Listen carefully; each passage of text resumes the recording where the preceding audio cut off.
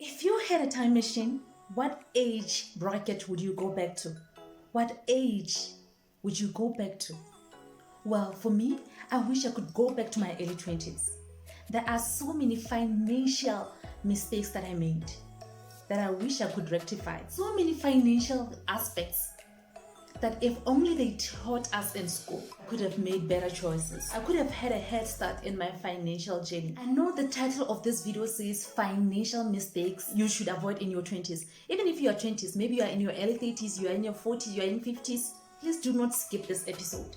Still watch, there is some things that you can learn, especially because our education system neglect to teach us these things. You might find that you are in your 30s and you are still making these mistakes. You are in your 40s and your 50s and you are still making these mistakes. So please watch. Please share this information with somebody so that they can change whatever needs to be changed in their life and prosper financially. Hello my people. Welcome back. This is The Levels and I'm your host, Bronia. If you are new to this channel, on this channel we talk about personal finance, frugal living, saving and money management in general. If this is something that you want to endeavor into, please click the subscribe button. Without further ado, let's get into it. The financial mistakes that you should avoid in your 20s. Number one, not clicking the like button. Avoid this mistake because it will stunt my growth. This is a free way of supporting this channel. Please smash that like button. Thank you very much. Now let's get on with it. Living above your means. Usually when you get into your 20s, it's when you begin your journey in life. You begin your independence. You have the taste of your own money. The problem here is most 20-year-olds spend more than they make simply because they want to impress people. Or sometimes it's because of the pressures around them, seeing their friends, their peers going on nice vacations, dressing nicely and living what seems like the good life. In your early 20s, you are still impressionable. Most 20-year-olds are still susceptible to peer pressure. They see their friends living this way, doing this and that, and they want to follow suit. But remember, everything is not as it seems. And especially in this day and age of social media where everything is in your face 24/7, we are forever envying people's life. And it seems like they got it all figured out. But if you get closer, the grass that you've been thinking that is greener on the other side, you will only realize that it's artificial grass. It's not even real grass. So work on living below your means. Learn about frugal living, minimalism, and simple lifestyles so that you can be content with what you have and trying to build up for something even more bigger in life. Fashion, it gets out of style. Drinking, partying, it's only for the time being. Try to invest in something bigger that will reward you in future. Number two, not setting financial goals. Setting financial goals allows you to put limits on your budget. It allows you to prioritize, and it even makes you to focus on what it is that you want to acquire. I am guilty of this. I didn't set enough financial goals. In fact, I didn't set any financial goals that I can write home about. Hence, I lost a lot of value in my 20s, be it time, be it money, even the knowledge that I could have acquired financially during that time. I didn't set enough financial goals when I was still in my 20s. I haven't achieved most of the things that people my age have already achieved. I'm not much of a spender, but I am a giver. So when I saw money in my bank account, it was easier for me to give it away because I haven't really assigned goals onto the money that I had. So if you're still in your 20s, make sure that you start goal setting, financial goal setting. And even if you are above your 20s, in your 30s, 40s, 50s, 60s, make sure that you set financial goals so that you can prioritize certain things in your life to achieve these financial goals, so that you can put limits into your budget and focus and the things that you want to achieve financially. Number 3 mistake that you should avoid in your early years is investing in liabilities. Assets that do not appreciate, assets that do not add value into your life. Taking a loan to buy a car that will definitely lose value as soon as you drive it out of the dealership. Spending a lot of money on your wedding day when you still have a long life to live. Make sure that you budget for this well in time. There's nothing wrong with planning a small wedding. In fact, I know most people who got married in their 20s only to make a celebrations way into their 30s or 40s after they have saved enough money for the big wedding. So do not finance your wedding with a loan. Number 4, delaying to start your retirement fund, to start saving for your retirement. Do you know that you lose on compound interest if you do this? Compound interest works better with time.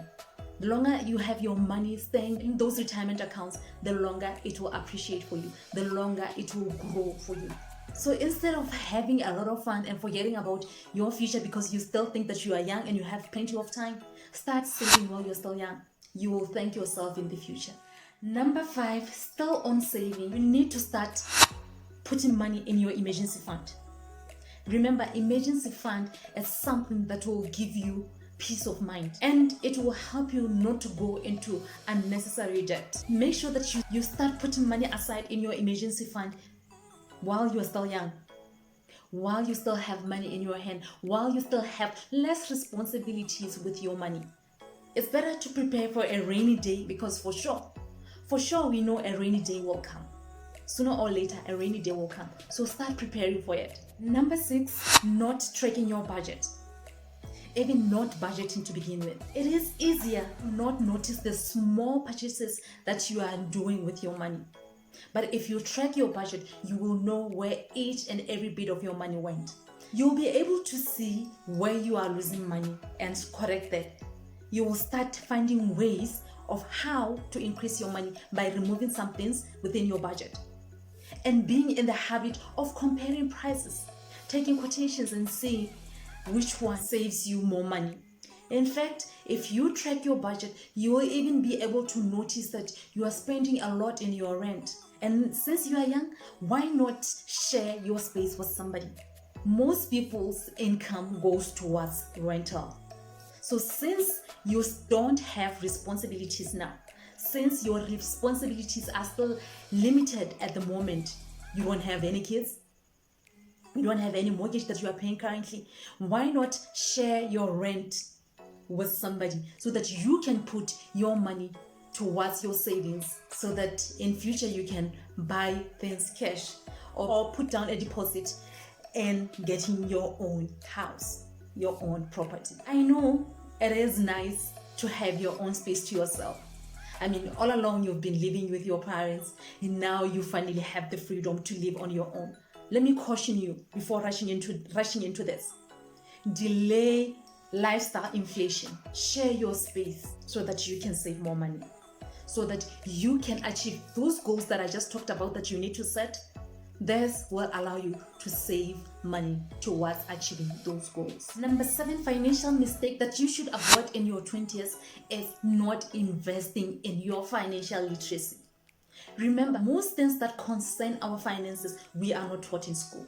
So if you do not endeavor into taking your time to educate yourself about finances, then you will get stuck. You will lose money unnecessarily.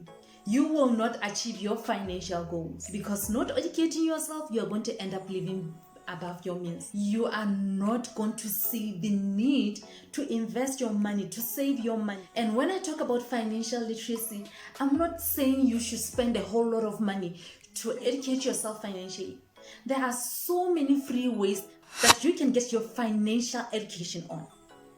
You can watch YouTube videos, you can read blogs, you can listen to podcasts, you can get free ebooks that you can read. Even going to the library, there are so many books that are sitting there waiting for you to read them and educate yourself.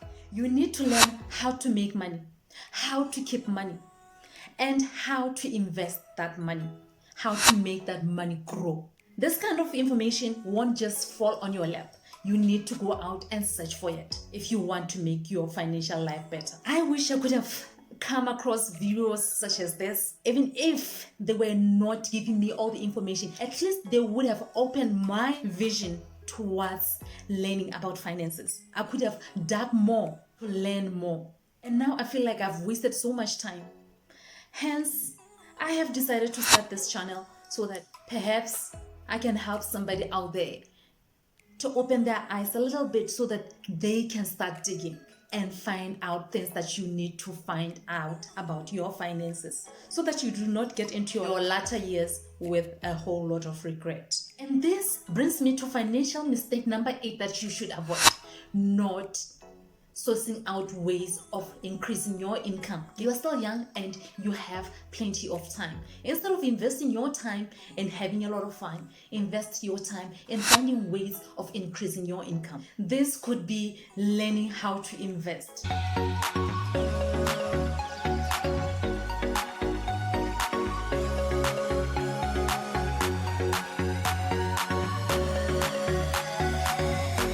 By doing overtime, why are you rushing home? What's waiting for you at home? Why not invest a few extra hours to increase your income? How about you invest that time going online and learning something that you can use to improve your income? There are so many things that you can do online that can generate you income. Invest your time in that instead. How you increase your income. Before we get into the last remaining few, please leave a comment below and let me know some of the financial mistakes that you are still regretting right now, that you wish you could have known earlier on, that way you could have avoided them. Number 9 financial mistake that you should avoid is going into bad debt. Bad debt is any debt that does not improve your financial situation. So try to limit the amount of bad debt that you get into. If the money that you are borrowing is for something that will generate more income for you and help you to pay back that debt, then by all means, go for it. Don't be too afraid to take risk because you are afraid of debts. Some debts are good debts that can make your life better. And this brings me to point number 10, avoiding to take calculated risk. This calculated risk can be changing careers, moving location because you have found a better paying job in a different location, starting a new business, and even going back to further your education so that you can earn more. You are still young, you still have time on your side, and you have less commitments. So this is the right time to take calculated risk that will benefit you. Even if maybe that risk didn't benefit you in the end as you had thought, at least you still have time to pick yourself up, dust yourself up, and keep on moving and trying something new. So while you are still young, be a friend of education. Study, study, study. You can also study part-time or online. It doesn't necessarily mean that you have to be sitting in a class. So while you still do not have a lot of commitments, go back to school. Better your education, better your qualification. You can be able to change jobs and go for a better paying job. I see you are still with me this far. You definitely deserve a bonus. So here is your bonus material. Avoid signing up for multiple credit cards and also letting your credit card debt accumulate. Avoid this. And the last bonus material is, make sure that you research your career very well.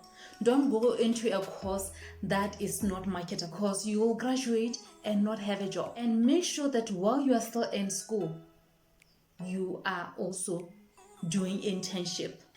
Every time you have a semester break, make sure that you do internship. This is a way of building up your CV. And who knows, the company that you are interning with might want to hire you after you graduate because they have already seen your worth. I hope this is helpful.